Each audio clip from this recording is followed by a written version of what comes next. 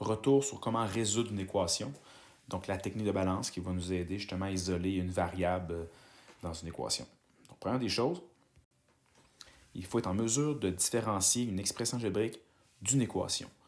Donc, la différence entre les deux, principalement, c'est le signe d'égalité qu'on voit ici. Donc, une équation va avoir un signe d'égalité, tandis qu'une expression algébrique, c'est juste des termes qui sont additionnés ou soustraits. Il n'y a pas de signe d'égalité. D'accord? Donc, c'est la grande différence. Donc, lorsqu'on a une équation, on va être en mesure de la résoudre. Une expression algébrique, on va être en mesure juste de réduire les membres d'expression. Donc, voici ici un peu là, comment écrire une équation. On peut comment dire, changer les deux membres qui sont associés. Donc ici, on a le membre de gauche, d'accord, qui est 6x plus 15, puis ici, le membre de droite qui est 3x plus 45. Donc, on peut intervertir tout ça, puis réécrire ça dans l'ordre qu'on veut. Ici, je vais marquer ça, là, 3x plus 45. On peut écrire et intervertir les deux membres de l'équation, puis l'écrire de cette façon-là. C'est équivalent. OK? Donc, les deux expressions algébriques sont égales. Donc, on est en présence d'une équation. D'accord? Donc, on a un bel exemple ici en haut là, on peut, si vous avez plus de facilité à l'écrire de cette façon-là, il n'y a aucun problème de réécrire l'équation dans un autre ordre, okay, tant qu'on respecte les signes, tout ça. Donc, le membre de gauche, le membre de droite, c'est ce que je viens de dire. D'accord? Donc, qu'est-ce qu'on peut faire comme action dans une expression algébrique qu'on peut voir ici? On peut réduire l'expression algébrique, donc de mettre les termes semblables ensemble. Par exemple, ici, les x ensemble, on peut les réduire à 8x, puis le 16 et le moins 4, il peut tomber à 12. D'accord? Donc, réduire, ça consiste à écrire de façon plus simple l'expression algébrique, une forme qui est équivalente, en fait. Une équation, ce qu'on peut faire, c'est que oui, on peut peut-être même la réduire avant, réduire un des membres de gauche ou de droite si la forme est plus complexe. On peut venir à quelque chose de simplifié comme ça, mais c'est surtout qu'on peut la résoudre, donc trouver une valeur qui vérifie l'équation, qu'on peut voir ici. Donc, on peut voir que x est égal à 5, c'est la valeur qui vérifie l'équation. Si je remets, en passant le 5 à l'intérieur ici, 6 fois 5, ça fait 30, plus 15, ça me donne bel et bien 45. Il y a une seule valeur qui identifie l'équation. C'est ici x est égal à 5. Donc, c'est ça, résoudre une équation, c'est trouver la valeur de la variable qui vérifie l'équation. Pourquoi c'est vrai. Petit retour, OK? Donc, comment on fait pour ça ici? Donc, on va utiliser beaucoup les opérations inverses pour être capable de retourner en arrière pour voir x est égal à quoi. Il faut être capable de voir qu'est-ce qui a été fait comme opération dans la chaîne d'opérations. Donc, ici, 6x plus 15 est égal à 45. Donc, je regarde un peu qu'est-ce que j'ai comme opération autour de ma variable x en passant parce que la variable, c'est celle-là ici, je vais isoler. Je veux arriver à la fin à x est égal à quelque chose. Il y a des étapes pour le faire. Voici comment faire. Donc, la première chose, on va regarder quelles sont les opérations qu'il y a autour. J'ai un plus 15, donc une addition, okay, ici comme ça. Et j'ai aussi vu que le 6 est collé dessus, j'ai une multiplication par 6. Donc, j'ai une multiplication puis une addition. Donc, je vais commencer toujours, vu que c'est des opérations inverses, pour retourner au départ, x vaut combien. Je vais commencer par enlever dans un premier temps les additions. Okay? Donc, pour enlever l'addition ici, qu'est-ce que je vais faire? Je vais soustraire. L'opération inverse d'additionner, c'est soustraire. Donc, je vais faire moins 15 des deux côtés.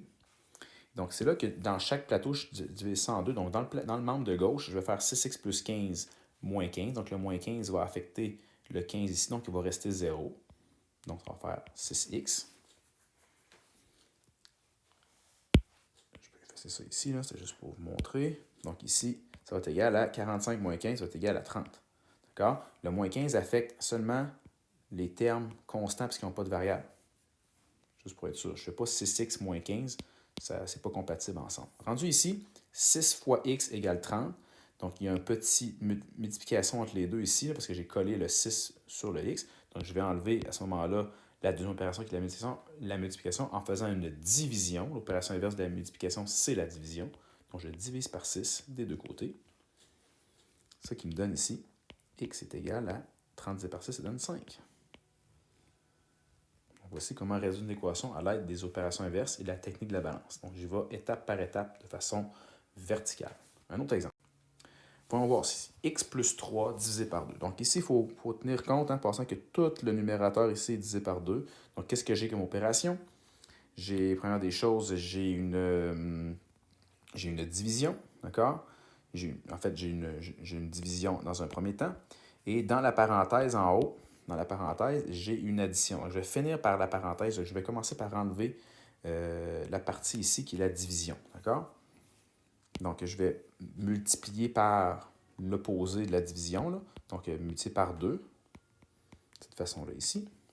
Donc, x plus 3 divisé par 2, ça va me donner x plus 3. Je pourrais garder la parenthèse, mais ça ne sert à rien de la garder, d'accord? Est égal ici à 9 fois 2, 18. À ce moment-là, qu'est-ce qu'il me reste comme opération à enlever? Il me reste une addition. Donc, l'opération inverse d'additionner, c'est soustraire. Donc, je le fais des deux côtés pour ne pas avoir de chicane. Comme ça ici. Donc, x plus 3 moins 3, ça fait x. Puis 18 moins 3, ça fait 15. Donc, on peut toujours vérifier une réponse en pensant si on vient à l'intérieur ici, et on va mettre la valeur de 15. Donc, 15 plus 3, ça fait 18. 18 divisé 2, ça fait bel et bien 9. Donc, je sais que mon problème est bon à partir de là. On continue. Donc ici, une autre équation dans laquelle il y a une parenthèse dans le membre de gauche. On voit que le membre de gauche n'est pas distribué, il n'est pas réduit. Donc, on va faire une opération avant. On va juste traiter le membre de gauche. On va réduire ce membre-là peut-être en distribuant ma parenthèse à l'intérieur. Hein? Donc, en multipliant chacun des termes qui se trouvent à l'intérieur. Ça qui va me donner 2x moins 14. Le tout est égal à 28. Donc, à ce moment-là, je peux commencer à faire la balance. Donc, quelles sont les opérations que je dois enlever? Je dois enlever un moins 14 et un fois 2. Donc, une soustraction et une multiplication dans l'ordre. Donc, j'y vais. Je vais commencer par... je vais enlever ça, là, mes petites traces, là, comme ça ici. Donc, je vais faire... Pour enlever un moins 14, je dois faire plus 14 des deux côtés. Ce qui me fait ici 2x est égal à 42. Et après ça, je divise par 2 parce que je multiplie par 2. Donc, l'opération inverse de diviser par 2, c'est de multiplier, c'est diviser. Comme ça ici. Ce qui fait x là. Et 42 divisé par 2, ça fait 21. Donc, la valeur qui vérifie l'équation. Donc, je viens de résoudre l'équation. X est égal à 21. Notez ici que j'ai pris la variable x, ça aurait pu être n'importe quelle autre variable. D'accord? Résoudre une équation ici, la particularité, c'est que j'ai le petit exposant 2 ici au x. D'accord? Donc, quand je regarde ça, c'est une exponentiation, c'est un exposant. Donc, quand je regarde, c'est la partie qui est ici, hein, dans ma chaîne d'opération. Donc, je vais commencer par enlever l'addition, l'addition qui est ici, le plus 15, hein, qu'on voit. Je vais après ça continuer en enlevant la multiplication, le fois 2. Et je vais terminer par enlever l'exposant. D'accord? Ça, c'est l'ordre qu'il faut que je respecte. Si je ne respecte pas cet ordre-là, malheureusement, il va y avoir une erreur dans ma démarche. D'accord? Donc, j'enlève l'addition en faisant une soustraction. Ce qui va me donner ici. Moins 15, ça fait 82, ça fait 72. Comme ça ici. Je vais diviser après ça par 2. Donc, ça devrait pas avoir, ça n'affecte pas l'exposant. L'exposant va rester là. Okay? 72 divisé par 2, ça fait 36. Et c'est là ici que pour enlever un exposant, je dois faire l'opération inverse d'exposant 2. Donc, ce n'est pas divisé par 2, mais bien racine carrée. On s'en rappelle. Racine carrée ici. Donc, x va être égal à 6. Je peux vérifier.